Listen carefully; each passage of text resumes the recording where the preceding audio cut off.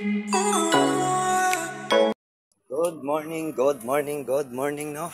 Sa araw ng Lunes, pasok na naman tayo, guys, no? Ito pala si Black Panther, no? Nasa gilid, nakagrahe. This Black Panther. Hindi tayo nakagrahe doon kasi gawa ng daming motor. Tsaka may event kahapon, no? May pa-birthday. Ay, binyag pala. Pero ngayon, pasok tayo. Sige, guys, update na lang mamaya pag nasa shop na. Guys, dito na tayo sa shop, no? Gawa na tayo, no? Ito pala yung RFI na nung Sabado. Palit starter relay. Tsaka yung carbon brush, pero ayaw niya pa rin umandar. Pero hinintay natin yung baterya niya. Tapos sumunod yung KR, iwan din nung Sabado. Change oil, tune up lang to. Tapos yung pangatlo, si Flare. BMS, kasi paristro. Tapos yung pang-apat natin, guys, putol yung bracket sa tambutso. Tapos may na daw hatak. Tapos yung kulay green na parang Mio 4, ayaw mandar. Tapos RC, no? RC 250, Classic 250, palit siya ng oil seal sa front shock. Tapos meron tayo dito ang RFI, no? Loss compression. Basic lang yan sa ating loss com. Baklas nga lang makina, hasa valvula, palit valve seal, andar na.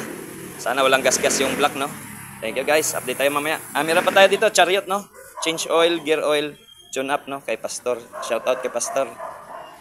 And Gendi, water refilling station.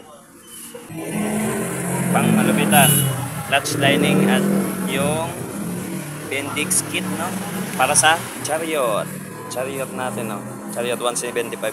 Shout out kay Kuya Charlie. Dito tayo sa kay chariot, no? Kay Kuya Charlie. Nagpalit tayo ng Bendix kit. Tsaka clutch lining, no? Pwede na ibiyahe sa tubigan. Next na tayo sa ibang motor, no? Next natin si Bolt 125. Shoutout kay sir. Mataas yung ilaw daw eh.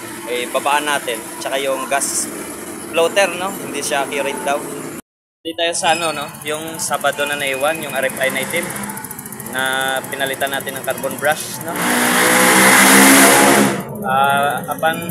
Tapos na natin palitan ng carbon brush. Ang problema, yung baterya niya parang low-bat o hindi natin masabi, pero nirekta ko sa relay, okay naman. So nakita ko hindi pala makakonect yung starter sa module niya, no? Parang loss connection sa module. Ginawa natin parang motor lang na hindi FI, no? Naglatag tayo ng wire. Itong wire na to galing to sa taas, no? Galing sa switch, nilabas na natin sa module. Ngayon nag-body ground lang tayo dito sa may computer box niya, nag-body ground. Ayun, bilis na siya i-start, guys.